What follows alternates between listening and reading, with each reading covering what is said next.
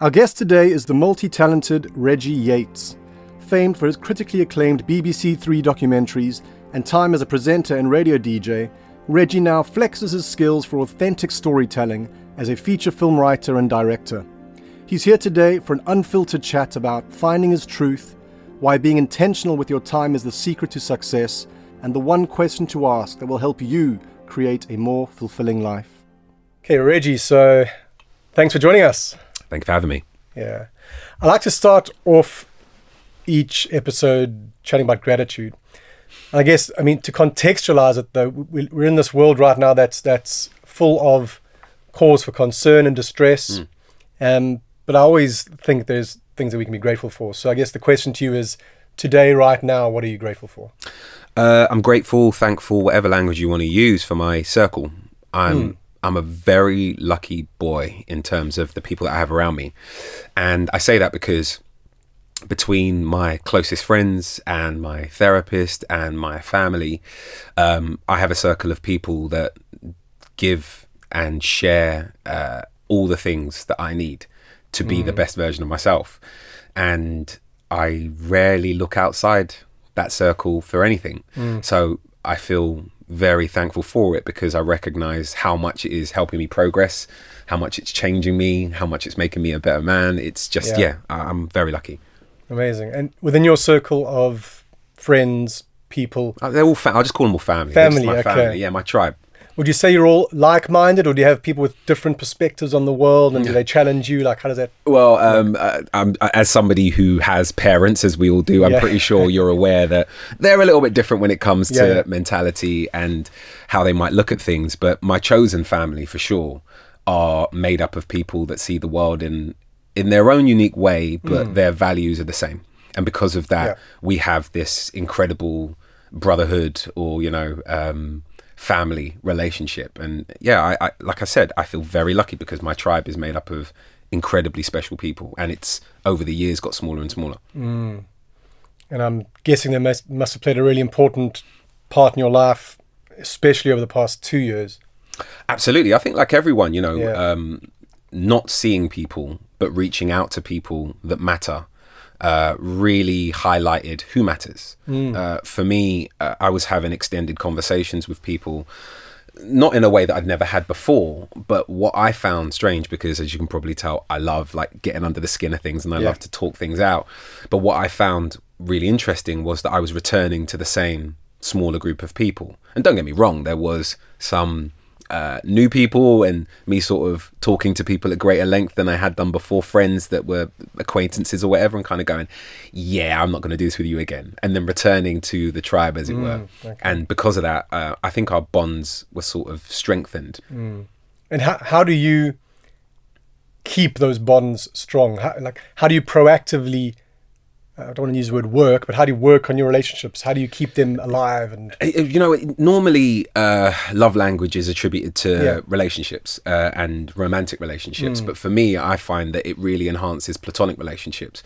So if you understand what somebody is really interested in, or what they really care about, and what their quote unquote love language is, even though they're not in a romantic relationship with you, investing in that is really important, and understanding how they communicate what they feel and what they think and what they need is super important. And so for me and my closest circle, they're the things that really chime. I love that. That's a novel way of looking at it, but I think that's really important. So I was mentioning the world that we're living in right now, and I was at lunch earlier and listening to two guys chat to me about the world. In fact, I had breakfast earlier and people chatting about the world right now. It's obviously a prevalent topic of conversation, but they described it as dystopian and apocalyptic. Right. Tough word to say, apocalyptic. But in terms of this, and it's all about perception, but this dystopian apocalyptic world, and it potentially can be seen by that depending on how you look at it. But how do you look at the world, and how do you navigate the challenge that we currently all face right now? How are you navigating it? The internet has made the world smaller than it's ever been, and because of that, You've got young Ukrainian people really telling us what's going on. You've got the leader of the country telling us what's going on from his perspective through his mobile phone. We've never generationally had this level of communication and transparency, and the internet is the reason for it. So in terms of where we are as a planet, I mean, all you have to do is look at football, look at the NBA, look at any major activity, and you see people supporting this message that we're not going to stand for this, and we aren't going to allow this dictatorship, let's call it, to affect the planet. We are not going to let that happen. And because of that, you've got this really interesting moment where I would love to hear what's happening on the ground in Russia, because there are people, somebody spent quite a bit of time there. You know, it's state-run news, it's state-run TV, but there are people that use the VPNs and get on YouTube and get out there and read the BBC News website. And I can imagine increasingly, particularly young people over there, are saying, hang on, we don't come from the same perspective as you. And we feel differently. You know, even protests are being shut down over there. We are waking up, becoming more aware, and it's because of the challenges that we are encountering and seeing and getting to understand more firsthand via, like you say, the internet. Absolutely. Yeah, and conversations that were once taboo are easier to have now. Because they're either being done by keyboard or they're lubricated by the conversation starting on a social media platform. So, you know, I can talk to my mum about war. Whereas I imagine my equivalent a decade ago, 20 years ago, probably wasn't able to, you know. So, yeah, it's definitely different. Sure. So with, it brings to mind the lotus growing out of the mud, that kind of analogy. What do you think the opportunity is here for us? So this really difficult and terrible event gave everybody the opportunity to have a conversation that should be difficult. And because that opportunity was presented, I think that things are progressing in a way that maybe they've never done, particularly when it pertains to conflict in Eastern Europe and the knock-on effects of that global power that is Russia on all of our lives, right the way through to something as simple as the petrol we put in our car. So like you say, the power of conversations, the power of hearing different perspectives, that's central and key right now. Has that always been something that you've been interested in? Because obviously it's a part of what you do today. Yeah, well, conversation is the precursor to change, isn't it? It's the thing that leads to things being different. And art generally is a forum where everything that we've spoken about can take place. You know, a movie, a painting, a piece of music, these can all start conversations or at least make people think about things, maybe in a way that they haven't done, because a complicated subject has been presented in a way that's entertaining or funny or challenging or dramatic. And for me, what I do, what I've done through documentary and what I'm now doing through film and drama is exactly that. You know, I'm not making a movie anytime soon about the conflict in Russia and Ukraine, but certainly some of the topics that have massively affected me and I feel as though I have a right to discuss them publicly, I dig into. You have a long career given that you're still young. I mean, how your career must be 25 years plus, is that? Just over 30 now. Wow, you're 30. Okay, of course you were 8 when you started your career. What has driven the evolution of your career? Because you've had different vehicles for your storytelling and for your work. Like, what's driven that evolution? Passion. And, it's so difficult to have these conversations without feeling as though you're leaning into cliche. But cliche, unfortunately, exists because a lot of the time it speaks to the truth, which is why it's overused. And I've pursued my passions and I've been incredibly lucky to do that. But I've also been really lucky to be invested in the opposite of passion, to understand what it means to do something that you don't enjoy. I've never had a quote unquote real job, but those experiences have been both incredibly positive and also massively difficult. And the difficult version of my experience on camera was me being someone that I was told to be, as opposed to me being myself. So to answer your question, the changes and pivots in my career have always come from me asking myself the question, what do I care about today? Because who I am today is not who I was 5 years ago. And Mr. Entertainment Saturday Night Man is not the same as the young man who in the world is interested in some of the more complicated subject matter that once discussed through documentary could make parents and their children sit on the couch together and be able to have a really difficult conversation. That is so much more fascinating than making people get excited about some singer that may or may not have a #1 record off the back of this singing competition show. Sure. So it sounds like just, and again, risk of using cliches, just being true to yourself, authenticity, that's almost been the golden thread through your career as it's evolved. Absolutely. Authenticity is such an important word to me, even though it's become a horrendous marketing tool, because authenticity in itself now pretty much should be a hashtag. It's almost a joke now, the word authenticity. But being authentic to who I am in that moment, because I'm aware that it's a constantly evolving thing, because it's been over 3 decades now, that has essentially led where I've gone to next and how I've expressed myself next. Okay. And you mentioned earlier that you've never had a real job. Yeah. And I realize there's some humor in that. I mean, I know you're likely a busy, really engaged man in the work that you do. Right. What is your relationship to your work? Has it always been healthy? No. I don't think anybody that has found any level of success has got the healthy relationship thing right consistently. I'm still working on it. I'm better than I've ever been now, but that is because I'm very intentional about how I spend my time. Yeah. So if we're going to see a movie, I'm turning my phone off. We're getting food after. We're going to talk about it. We're going to get the big popcorn and the big drink. We're going to see a movie. I'm not there and thinking about other things. If we're going for lunch, clear 3 hours because we're going for lunch. We're going to enjoy the food. We're going to talk about it. So that intention stretches from the personal to the professional. So I will clear the weekend and be very intentional about doing nothing. Or I'll be very intentional about working for an hour. And because of those perimeters, I'm the happiest and healthiest I've ever been. And I now have room for the people that matter, the things that matter. And I respect time more than I did in my 20s because it is moving so fast. And it gets quicker as you get older. Definitely. I'm definitely not the young man that was running around doing 50,000 jobs. I don't want to do that anymore. And I want to respect the time that I have left and use it as wisely as possible. I can definitely relate to that. Yeah.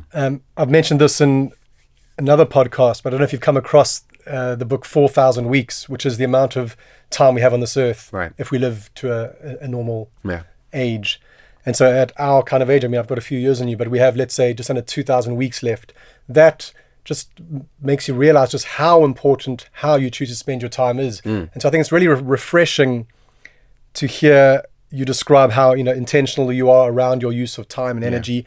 I would almost describe it as, and this is an actual term, positive deviance, which is like deviating outside the social norms, but in a positive way. And I would hope that inspires people that are listening as well. Like I think we should sort of reclaim our time and our minds. First of all, I thought you were calling me a deviant, so I was quiet for a bit. I was like, what are you trying to say, bruv?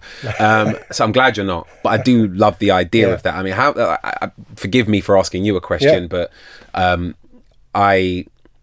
fascinated by conversation as opposed to one way. So I'm really interested as to how you manage your time. Because I try and learn from everybody that I speak to. So what do you do with your time and make sure you make the most of it? So, I am busy, and it's a terrible word, but I'm busy with the work that I do. But again, I try and be really intentional around how I use that time. I will think of my life, and this might be sounding a bit too over the top, but I think of my life in terms of domains, and I make sure that I'm attending to each domain, and I will allocate that kind of time during my week, relationships, health, music, work, etc. And I make sure that I guess it's harmony amongst that. So that's one of the underlying things for me is that. The one thing I need to get better at is being able to switch from focused work mode into I'm here as a fully available partner to you now? That's the one I still need to work on as such. But for me, it's very much around intentionality and presence, like you described. Yeah. So is that a common thing then? Because that being intentional about time is something that I have decided to do, not because I read it or because I had a conversation with someone and it was suggested.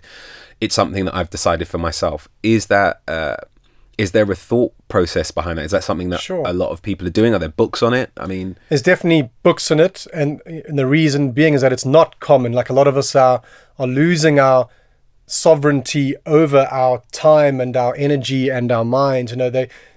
Social media is designed to become addictive and the like, all that kind of stuff. So I think time poor is a word that's used. Everyone feels time poor. Yeah. So it's certainly not common.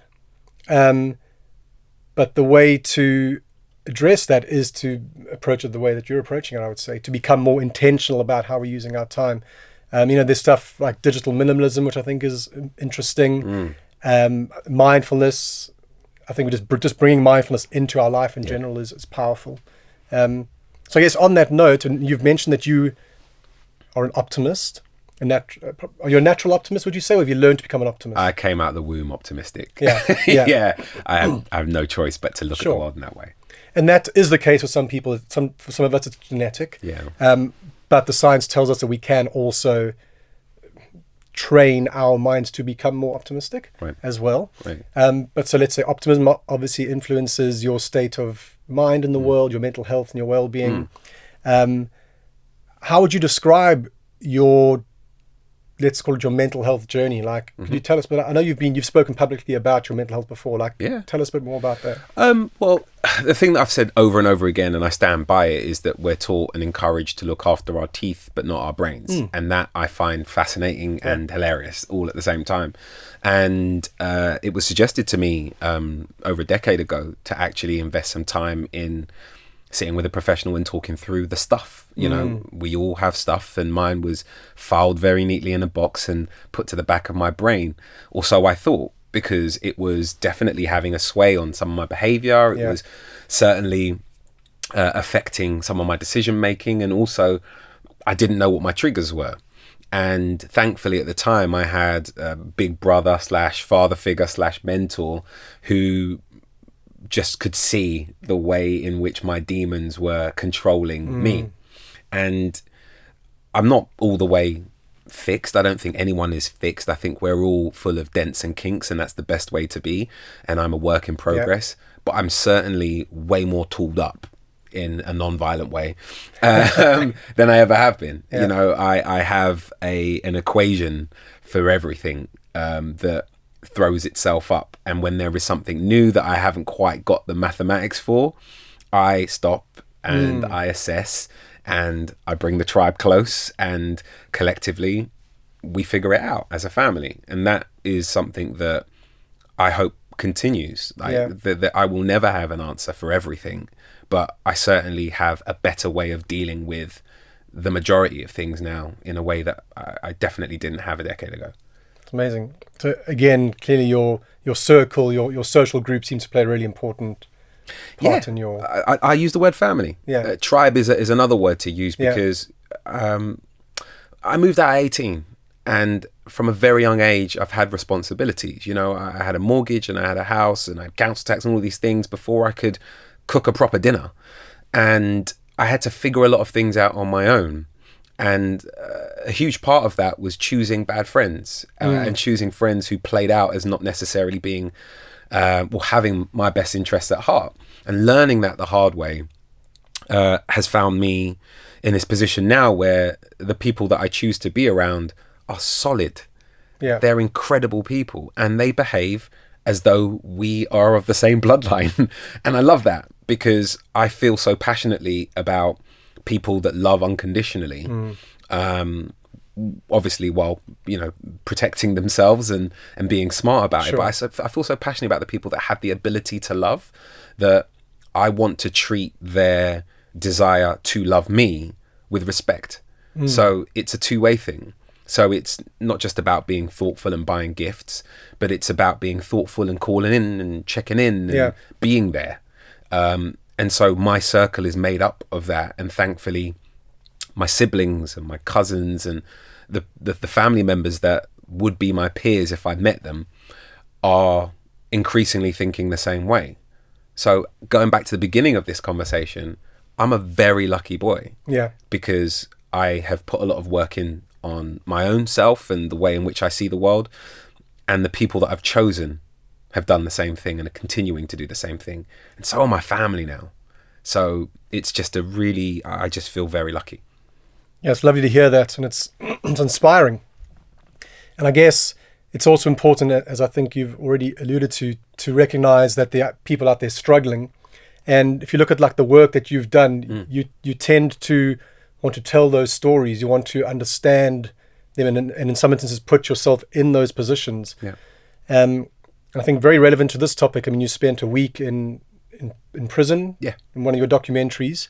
And I think, the topic of mental health was obviously an important one for you during that experience. Sure, can you tell us a bit more about that as well? Yeah, for sure. I mean, it's interesting the way that film actually came about. So I was working with a company called Flickr, who were lovely, and I love the team. And the exec there, Colleen, suggested that I did a immersive documentary in a prison. And I said that's one of the areas, if not maybe the only area, that I'm not going to engage with. And she was like, well, you've never said that before. Why would you say that about this? And my response was, well, essentially, I've worked so hard to never know what it feels like to go through that experience. My mother has worked so hard. My family have worked I'm not going to put myself in it for the purpose of a documentary.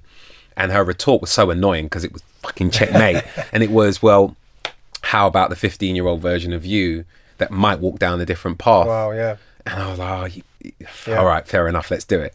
And going in, I was under the impression that the film would be more about ego and masculinity, whereas in reality it ended up being about mental health.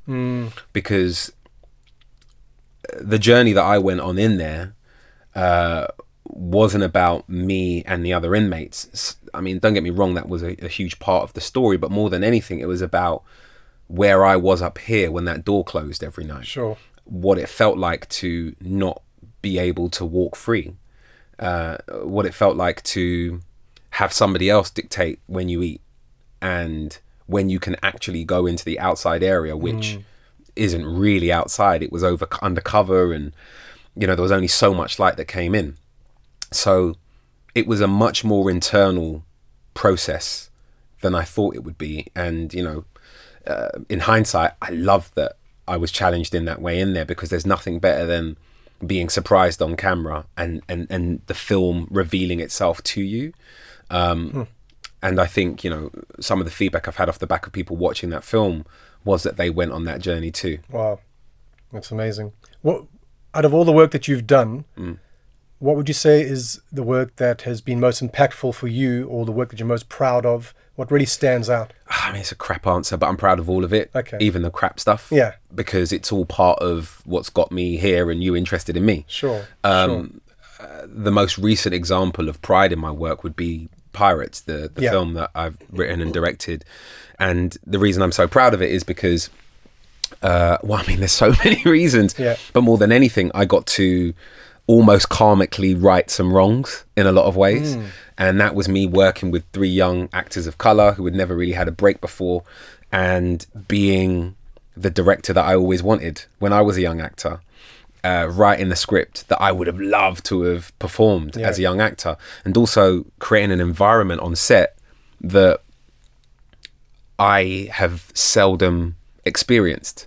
There are a few occasions where I've experienced a crew that felt like a family, a pack of people all pushing in the same direction to make this thing. It's only happened a few times. And when you think that, I've worked with thousands of people over 30 years, it's kind of heartbreaking. So I think the thing I'm most proud of is that these young men who starred in this movie are now like my little brothers. And they not only outdid themselves in terms of their performance, but they elevated every word that I wrote and every expectation I had for what the film could be. Wow. And what is the story that you were wanting to tell, or what were you hoping to achieve through Pirates? Well, I mean, all right. So from a a filmmaker selling his film perspective.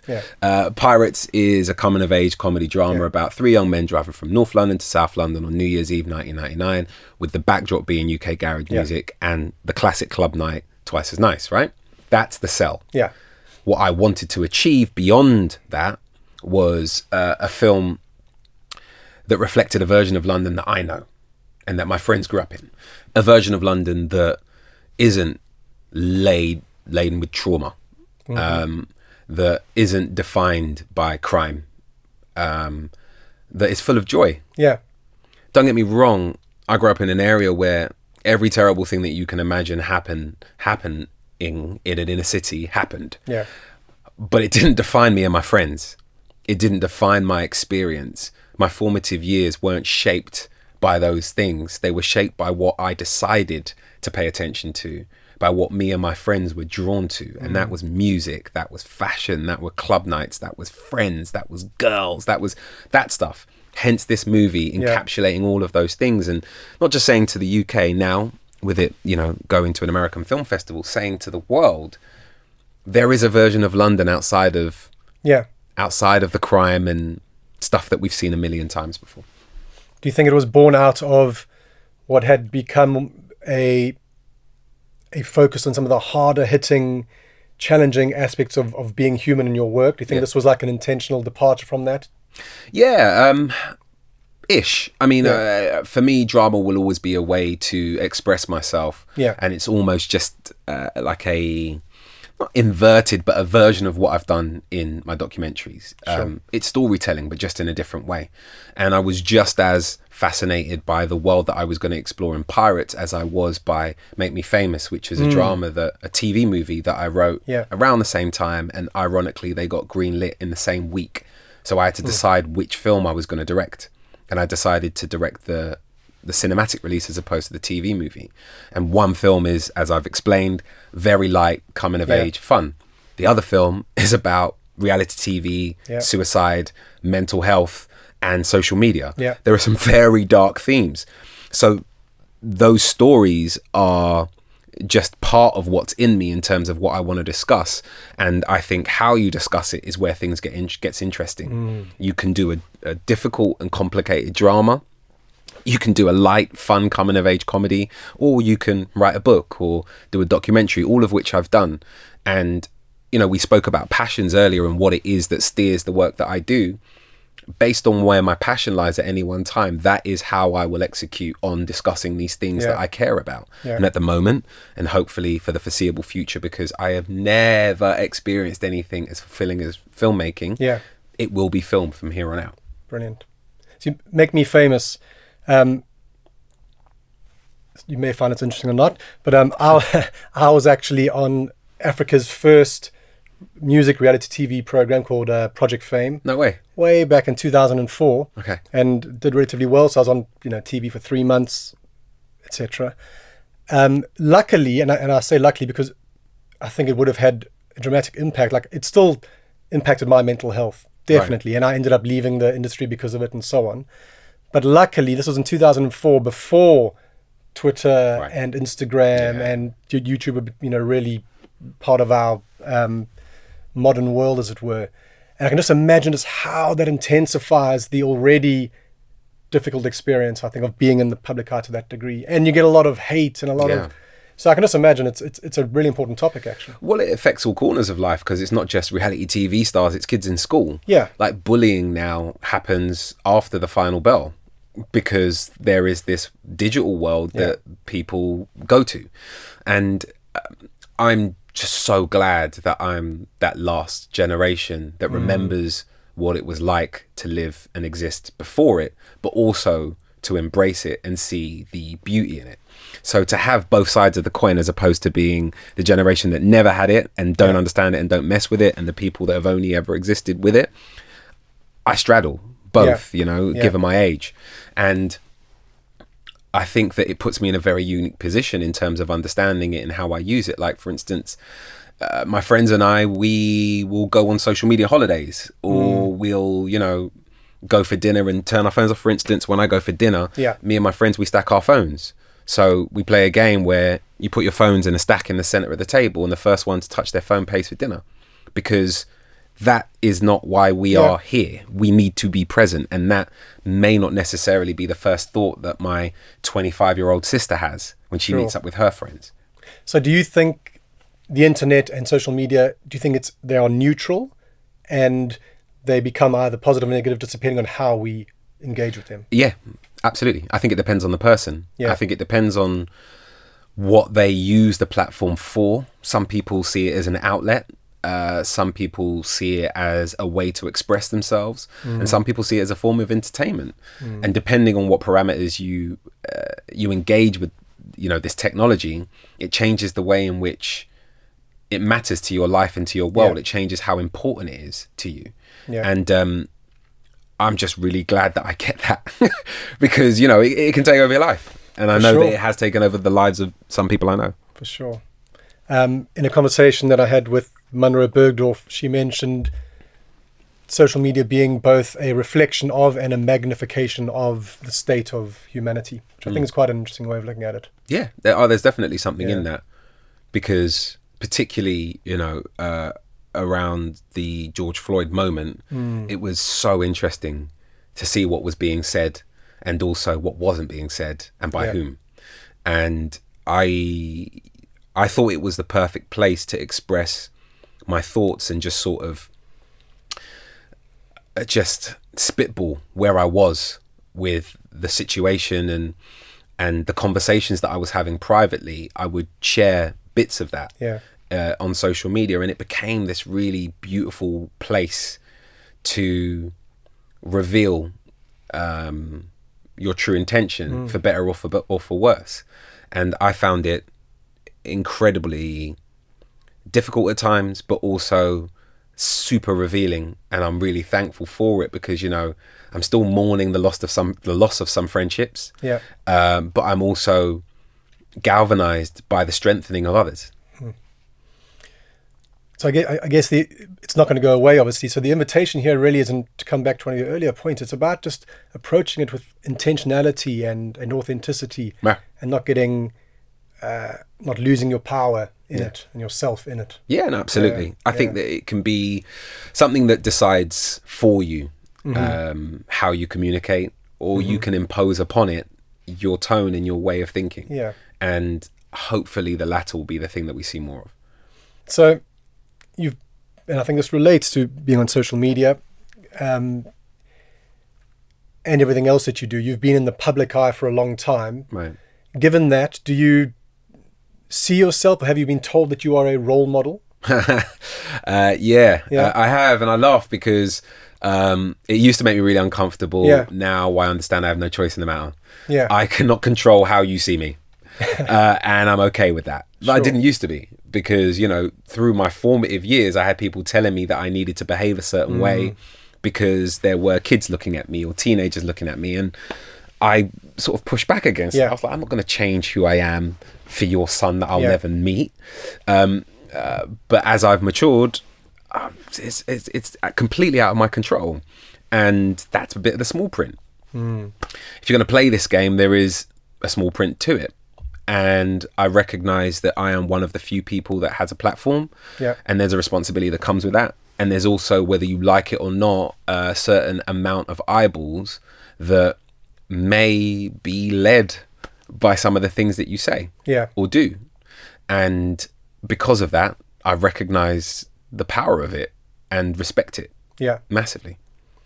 So if I'm hearing you correctly, it's about recognizing the responsibility that being a role model has. Even if you're an unwilling one. Yeah, for sure. But not losing who you are in the process by trying to be something. Absolutely. Yeah. I'm not holier than thou. I'm not perfect. I've made mistakes. I've said and done stupid things, but I've learned from them, and I've moved forward as a human being, and I reflect that in not just my work but my behavior. And I'd like to think that I'm a consistent human being, whether there's a camera or a mic recording. I'd like to think the way that we're having this conversation now is the way that we talk over dinner, because I'm not pretending to be who I am today. I want to be the same person wherever I go, and I'd like to think that that has been part of the reason that I've had such long friendships and such professional relationships, because I ain't changing to get a bigger check or to impress people. Sod all that. My grandmother, bless her, God rest her soul, she used to always say you can run from being a thief, but you can never run from being a liar. And like, it's such an African lady thing to say. Real wisdom. But it's the truth. You know, the minute you start to pretend, this countdown to being found out. So besides genuine authenticity, is there anything else that you would want to be modeling, given that you are in the position of being a role model?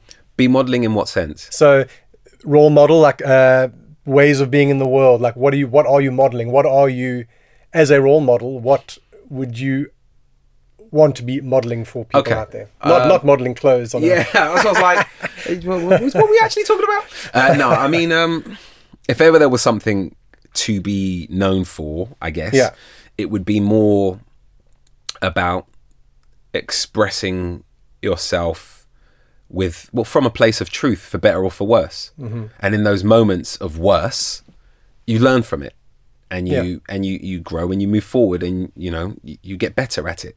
And that, I think, is the journey that I've been on, whether I realize it or not. I am continually perfecting my craft as a filmmaker, and my voice as a writer and director is becoming more acute. It's becoming closer to the conversation we're having now through screenplay, and that takes time. And I'd like to think that the people that have been with me for about 30 years following my journey will continue to follow it and get to know me better through the work that I produce, because increasingly it's becoming more and more personal and more unfiltered. Does storytelling lie at the heart of all of this? Like, are you a storyteller? Like, I know you're a filmmaker and you're a writer, but are you a storyteller? Is that what this all is? I guess that's what it is. I was more interested in documentary than entertainment, because I don't want to tap dance for anyone. Sure. I would rather say or do something that triggers a conversation or a thought that might change behavior. That is infinitely more interesting. And doing that in writing books or making documentaries, and now through filmmaking, that's the holy grail. That's the thing I'm running. That's the North Star. And if you had to give a synopsis of your own story, what would that be? Honestly, I think it would be, more than anything, about continually evolving. It would be about unashamedly growing and unwillingly doing so publicly. I've joked in the past about my awkward teenage years being in like any of my mates, because there was a camera filming me for those teenage years where I had crap braids, where I had a shitty moustache, where I wore those terrible pair of corduroys. Like, and it's there forever. That's all there forever. Thank God it happened pre-internet, because there's a process to get it online. But everything that I've done since the internet is forever there. What I wore, what I said, how I felt. So this is an ongoing thing, and there is no escaping that. Well, that makes me think of, and I love the way you describe that, evolution. It's always unfolding. It's always moving towards the unknown. And by virtue of that fact, like, you never know the answers necessarily, but you should always be asking the right questions. Yeah, absolutely. I try and read as much as I can, and I try and talk to people who have lived lives that I haven't, as much as possible. I'm always fascinated by old married couples, because just having any relationship for 30, 40, 50 years is incredible. And how that happens, I'm fascinated by. I just find people really interesting, which is why I've traveled the world talking to them, and asking the question and searching for the right question to trigger the conversation that can shift something is the thing that I think I'll do until I can't do it anymore. I love that. So, and this might be too grandiose a question, but is there a question or a few questions that you think we should all be asking ourselves right now? Yeah, absolutely. What do you want? More importantly, why? Yeah. I wish I asked myself what I wanted sooner. Because when you're really brutally honest and you cut away all the fat and you ask yourself what you want, when you answer that question, what you shouldn't do becomes glaringly obvious. Yeah. What you should do, you just fall into because you're doing it. But what you shouldn't do screams, don't do this. Yeah. And I think more people should be more honest with themselves about not just what they want, but why. That's brilliant. And when we ask ourselves those questions and we act in a way that's in alignment with our heart and our soul and our deepest self, it's really important question. Yeah, and it's a huge reason as to why I feel fulfilled professionally right now, and to some extent personally. I know what I want my life to look like. Yeah. And nobody is going to make that life but me. And so behave accordingly, dickhead. Do you know what I mean? That's what it is. It's like, what time are you getting up? What time are you going to bed? What are you eating? Who are you around? Who do you call? Who do you cry with? Who do you laugh with? Who do you invite to share your biggest and most important moments with? Who do you celebrate and why? Like, these are the things that make up our lives. And if you're not present in those decisions, you're just going to end up on your deathbed going, how did I end up here? Yeah. Yeah. And I don't want that for myself. Yeah. I've been through too much and I've worked too hard to be there. I mean, I think What Do You Want and Why is a fantastic invitation to almost to end on that I invite people to take on board.